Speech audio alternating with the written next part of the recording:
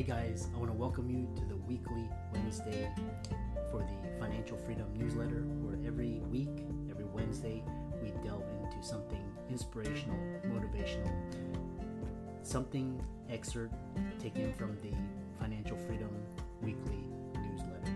Wherever you are, if you're listening on Spotify, on iTunes, Google, be sure to click the like, subscribe, share, comment. And without ado, let's get into the show. Hey guys, welcome to this week's podcast episode for the Financial Freedom Podcast. I'm your host, Dr. Christopher Liu. And as you know, our episode today is going to be talking about my bread and butter, how I got financially free, real estate. And I'm happy to bring a veteran, 19 years of experience in multifamily, Bill Ham, to discuss real estate, the market, economy, crazy times. Bill, welcome. Thank you. Thanks for having me on, Doctor. How you doing? Yeah, it's great to have, I'm always talking to people, getting different ideas, different viewpoints, putting things together. So tell people about your background and your story, and we'll get started. Absolutely. Yeah. Thanks for having me on. I've been real estate for 19 years now, technically multifamily for 19 years, as my very first deal was a duplex. I don't really consider that proper multifamily. That's more like a house. But I was a pilot by trade. And in 2005, I got the bug. I saw friends of mine flipping houses, doing real estate. And I thought, these guys aren't any smarter than I am. So why am I getting up, going to work, and they're making what I was making all year long working, in a flip or two. Right. And so I spent about a year studying, reading, going to seminars, all the things that we all do. Took the plunge 2005. I closed my very first deal. It was a duplex, walked away from aviation full time and went into real estate. About 1,000 units later, I'm still here. Been out here for 19 years now. Been through all of the market cycles, the up and the down. Avid student of the economy, so I'm in tune with what's going on, and at the same time curious to see what's going on. So in the market. So yeah, that's me in a nutshell. Yeah.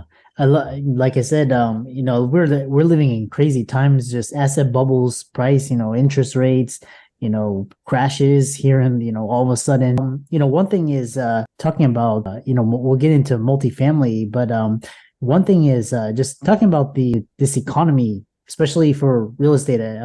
Just kind of your overall view, which asset class within real estate are going to be doing well, which ones to watch out for. What are your thoughts? So my expertise is in multifamily. So I started off doing houses, and then within a few years, I had gone into apartments, and I say apartments being 100+ unit apartment complexes, which is pretty much all I do now. So that's where my main focus is multifamily. I do study the other things. Obvious answer, be careful about office, where we're all waiting to see if the back to work scenario really plays out. I think office will do better in the future, but I think that's certainly a storm that is going to have to be weathered. Multifamily will do all right. Depends on fundamentals, depends on how you bought the asset. If you're Johnny come lately to the market, you bought in the last 2 years, you may have overpaid, depends. Tremendous amount of maturity exposure, and that's across all assets. The loan maturity, that's going to be the interesting aspect of this particular market. I went through 2008, I saw all of that. This market is very similar, but at the same time very different. And in the debt, the maturity exposure that we have in this market now, all these short-term loans coming due is going to be a very interesting aspect. So that's where I think you're going to see the market really turn over, is in loan maturity. So multifamily, that's going to be office first, multifamily probably second. Houses probably shouldn't be too bad in single family on the turnover. But industrial, some of the other things seem to be doing okay. So that's kind of a quick predict. Yeah, I also heard for example, storage, car washes, kind of these others. It's definitely, and especially everything is location dependent. So some places may experience downturn. Really a crazy market. Certain cities certainly will be more or less affected. Absolutely. Kind of this Fed, interest rate pause or skip, whatever you want to call it.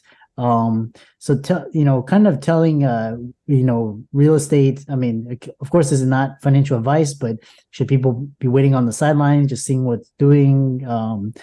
Kind of criteria for getting in. What are your thoughts? I think it is always the right time to buy real estate. It's not always the right time to sell it, right? It is always the right time to buy. It is always the right time to own, maybe not always the right time to exit. Okay, but when I say it is always the right time to buy real estate, I say that with the carve out at the right price.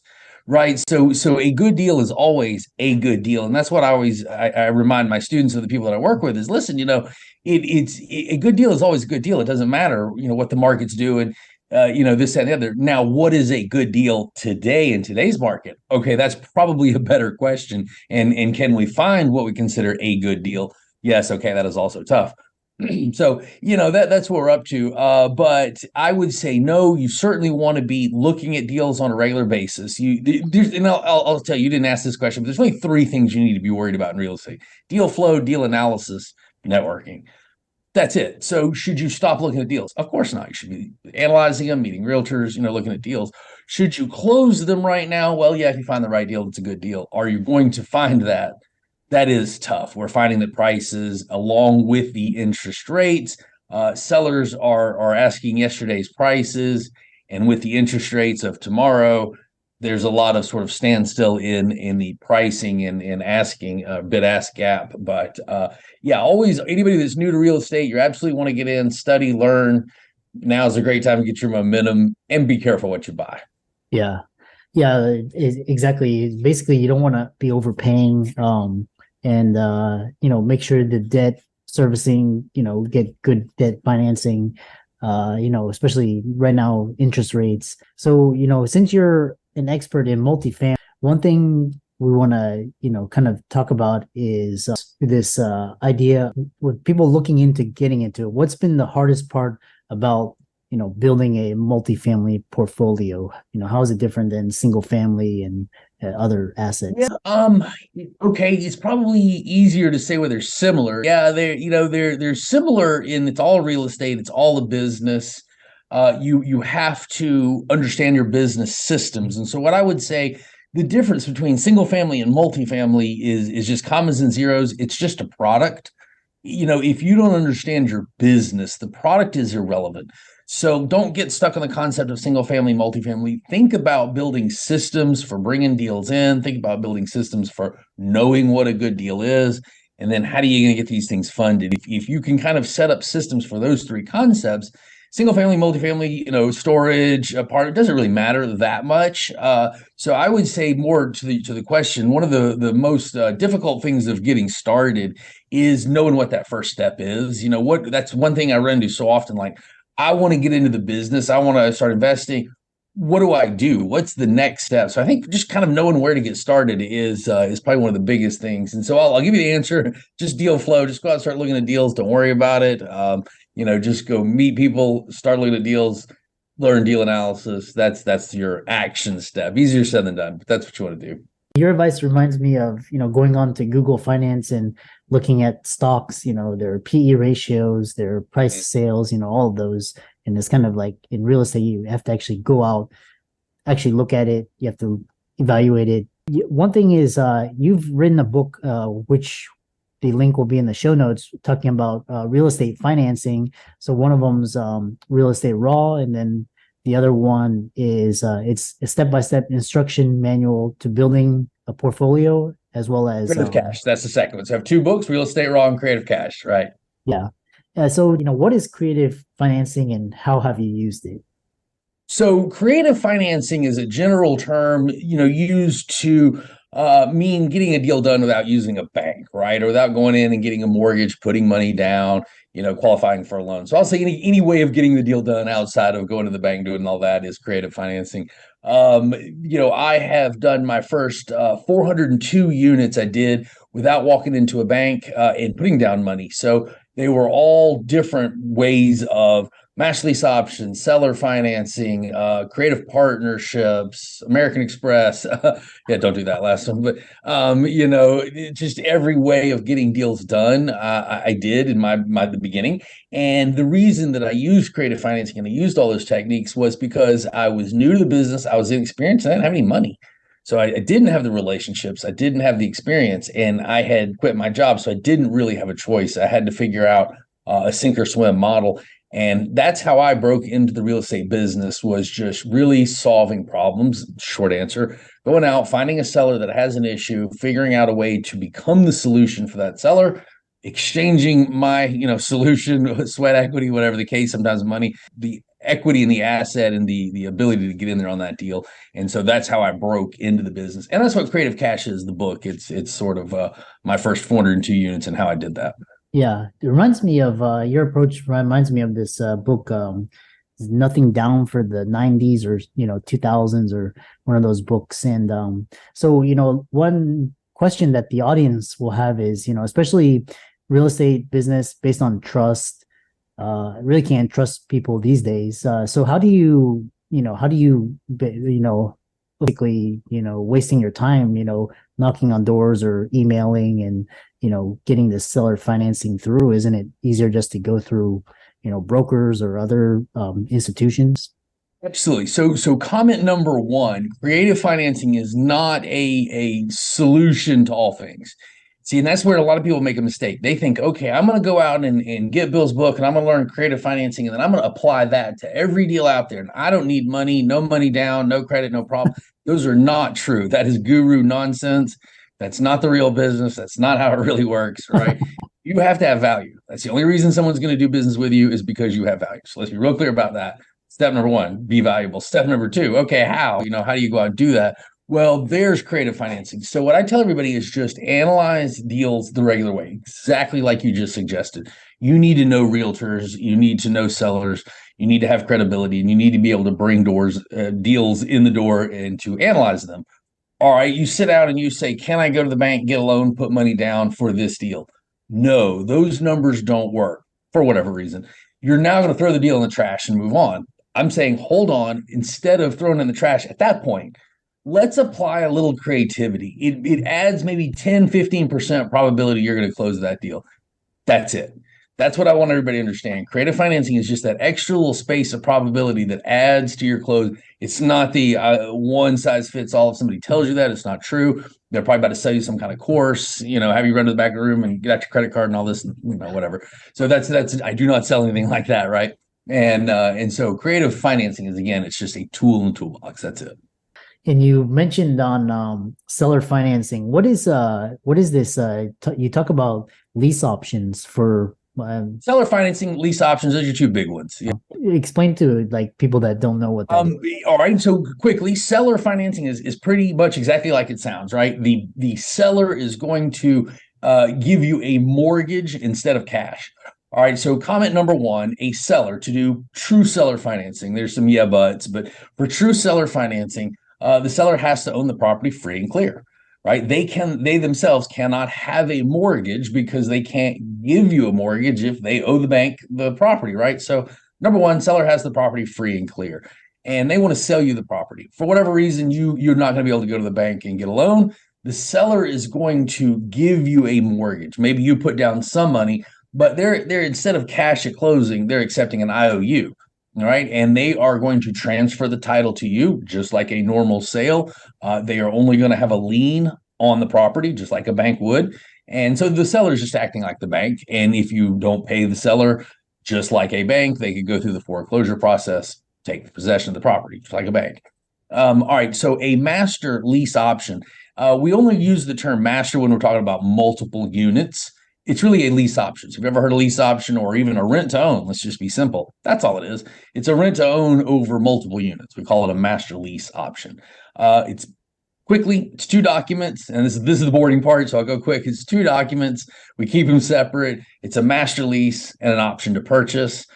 The lease, together, they're the master lease option. The lease gives me the ability to rent the property. So let's say, Dr. Lee, you had a property and you wanted to sell it. I would come in and give you a master lease option. The lease allows me to run the property cash flow, control the operations, right? Maybe your occupancy is bad, your collections are bad.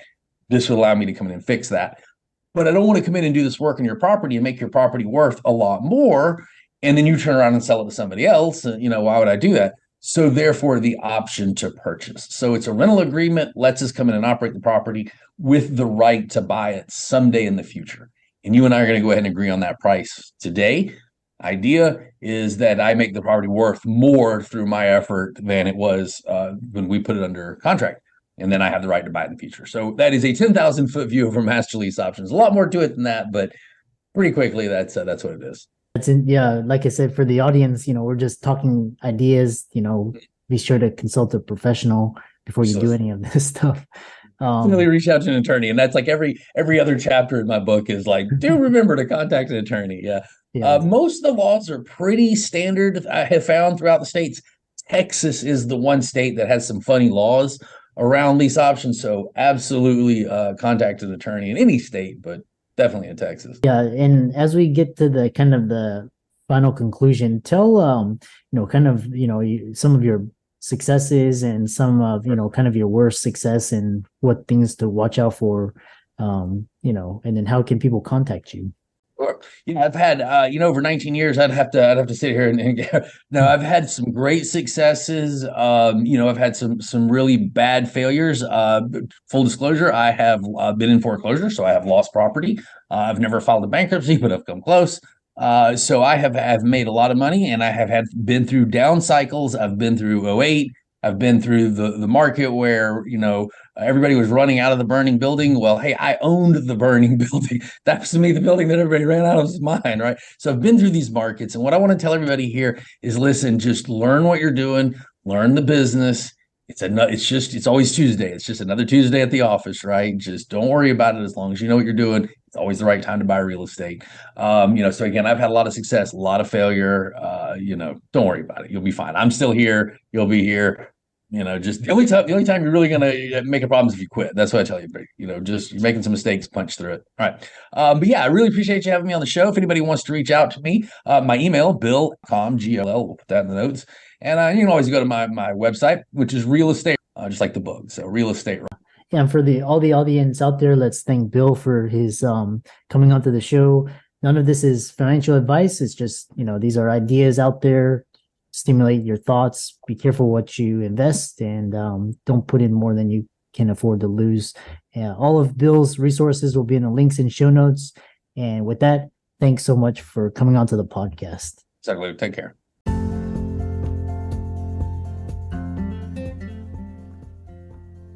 I hope you really enjoyed that wonderful, inspirational, motivational piece. Again, wherever you are listening, if you liked it, be sure to like, comment, share, subscribe. We're on everywhere: Spotify, iTunes, Google, Amazon, Audible. And without much ado, be sure to thank this show's sponsors, and we'll see you next time.